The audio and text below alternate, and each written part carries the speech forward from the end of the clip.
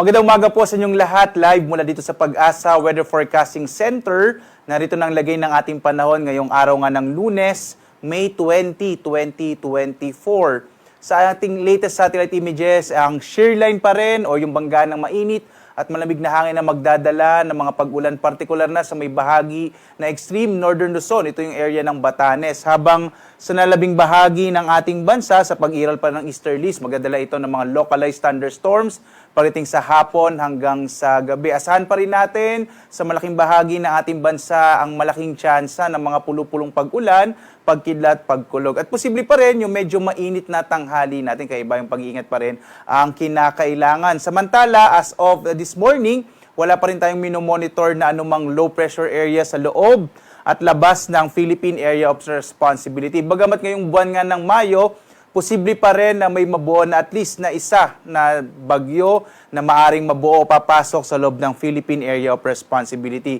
Agad po tayo magbibigay na update kapag meron tayong mamomonitor na anumang low pressure area.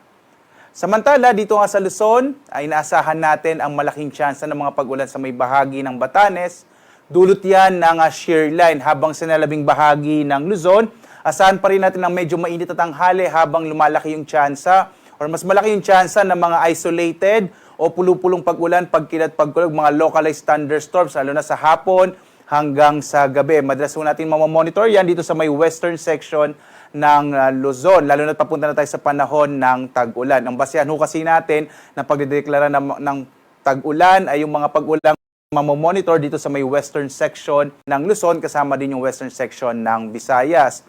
Posible pa rin yung medyo mainit sa tanghali, ang agwat nga ng temperatura natin sa Lawag, nasa 26 to 33 degrees Celsius. Sa bahagi ng Baguio, 17 to 23 degrees Celsius. Dito sa Tuguegarao ay nasa 24 to 33 degrees Celsius. Sa bahagi naman ng Kamaynilaan, 25 to 34 degrees Celsius. Sa Tagaytay, nasa 23 to 32 degrees Celsius.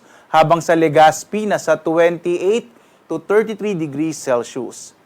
Dumako tayo sa Palawan, Visayas at Mindanao. Dito sa bahagi ng Palawan, asahan pa rin natin ang mga isolated rain showers and thunderstorms at yun din na mararanasan sa pamambahagi ng Kabisayaan. At dito nga sa Kalayaan Islands, agwat ang temperatura natin 27 to 34 degrees Celsius.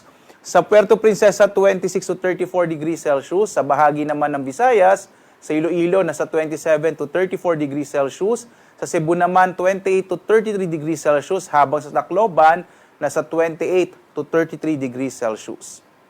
Malaking bahagi din ng Mindanao ay maaring makaranas ng mga pulupulong pag-ulan, pagkilat, pagkulog, habang mainit at tanghali pa rin ang mararanasan ng malaking bahagi ng Mindanao. Agwat ang temperatura sa Zamboanga, 26 to 34 degrees Celsius, habang sa Cagayan de Oro naman, nasa 26 to 33 degrees Celsius, at dito sa may Davao area, nasa 27 to 34 degrees Celsius.